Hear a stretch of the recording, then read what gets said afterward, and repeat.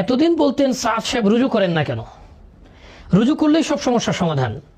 আর আলহামদুলিল্লাহ আজকে ওনারা সুর পাল্টিয়ে বলতে শুরু করলেন যে এমারত ছেড়ে দিলেই সমাধান, তিনি দায়িত্ব ছেড়ে দিলেই সমস্ত মাসালা খতম হয়ে যায়। এটা আমাদের জন্য অত্যন্ত ইতিবাচক, খুবই পজিটিভ।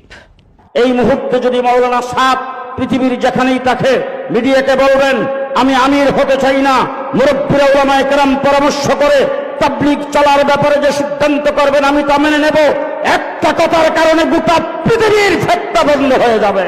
মৌলভী সাদ সাহেব যদি এতটুকু বলে আমার ইমারত দরকার নাই, আমি আলমী শুরা পৃথিবীর আলেমদের হাতে এই দায়িত্ব দিলাম, ওনারা যাকে খুশি আমির বানাক, ওনারা মজলিসে শুরা করে চালাক, আমি তো মনে করি এই ঘোষণা দেওয়ার সঙ্গে সঙ্গে এই তাবলীগের কাজে কোন রকমের গন্ডগোল আর থাকবে না।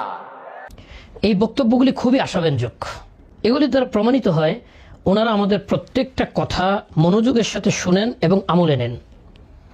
এই কিছুদিন আগেও সারা বাংলাদেশের সমস্ত মাহফিল, সমস্ত মেম্বার এবং প্রত্যেক ব্যক্তি এই বিষয় নিয়ে কথা বলতে উঠলেই একটা কথা বলতেন যে সাদ সাহেব রুজু করেন না। কেন রুজু করেন না?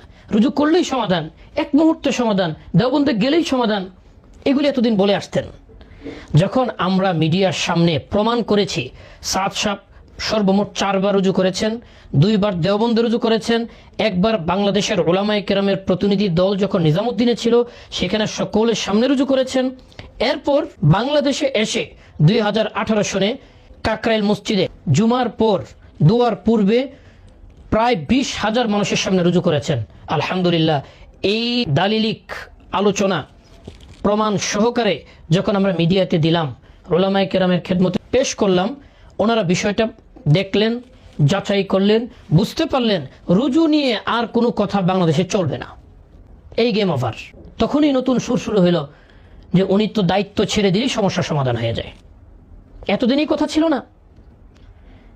তো ইস্যুর পর ইস্যু আসলো, এতে আরো হতাশ হওয়ার কথা। আমরা এটাকে হতাশা ব্যঞ্জক মনে না করে আশাব্যঞ্জক মনে করছি কেন?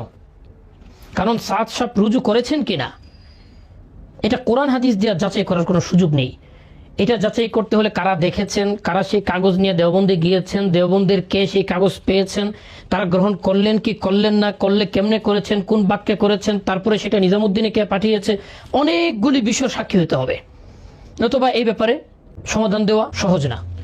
কিন্তু এই জটিল বিষয়টা যেহেতু আলহামদুলিল্লাহ সমাধান হয়ে গেছে, এখন যে বিষয়টা আসছে এটা অত্যন্ত সহজ, কোরআন হাদিস দিয়ে সমাধান করা সম্ভব। যে আমির না শুরা, কোরআন হাদিসের কোথাও আছে কিনা বা সিরাতের কোথাও পাওয়া যায় কিনা হাজার হাজার বছরের ইতিহাসে আমির বিহীন কোন সূরা ছিল? এটা নিয়ে আলোচনা করলেই তো সমাধান হয়ে যায়।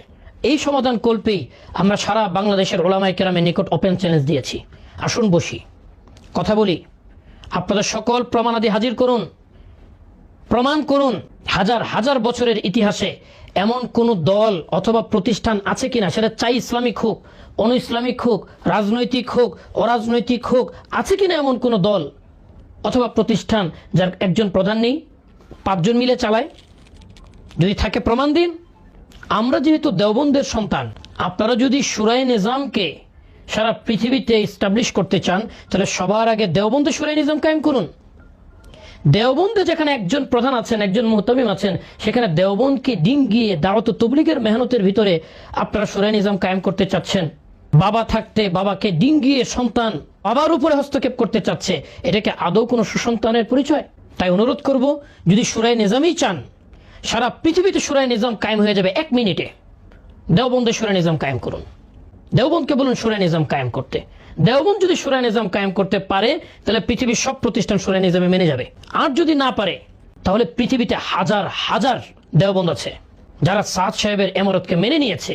তাদের সাথে আলোচনা করে নিজেদের ইলমে দৈন্যতা কমিয়ে আনুন, উম্মতকে সঠিক রাহবারি করুন।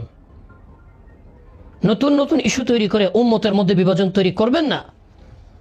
আল্লাহর ওয়াস্তে আপনাদের পায়ে হাত দিয়ে আমরা অনুরোধ করছি, সারা বাংলাদেশের সকল মুসলমানের সামনে, সকল চিন্তাবিদ, রাজনীতিবিদ, প্রশাসনিক সকল উচ্চ পর্যায়ের অফিসার এবং ধর্মপ্রাণ মুসলমানের নিকট প্রমাণিত হয়ে গেছে কারা শান্তি চায়, কারা শান্তিতে বিশ্বাসী, কারা ভ্রাতৃত্বে বিশ্বাসী, কারা ঐক্যে বিশ্বাসী। তাই আসুন আর কাদা ছোড়াছুরি নয়। মসজিদের মেম্বার এবং ওয়াজ মাহফিলের জায়গাগুলিকে আপনারা কাদা ছোড়াছুরির জায়গা বানাবেন না। আল্লাহর ওয়াস্তে উম্মতকে ইসলামের দিকে ধাবিত করুন, দ্বীনি রাহবারি করুন। উম্মতকে টুকরা টুকরা করার সবচেয়ে বড় হাতিয়ার হচ্ছে এই মেম্বার আর এই মেম্বরগুলিতে আরোহণকারী ব্যক্তিদের জবান। এই দুইটা জিনিস নিয়ন্ত্রিত হলে পুরো পৃথিবীর মুসলমান মুহূর্তের মধ্যে ঐক্যবদ্ধ হয়ে যাবে। তাই যারা এই দুটি নিয়ামত পেয়েছেন তার হক আদায় করুন, এটাই আমাদের বিনীত অনুরোধ। জাযাকুমুল্লাহ খায়রান। আসসালামু আলাইকুম রহমতুল্লাহ।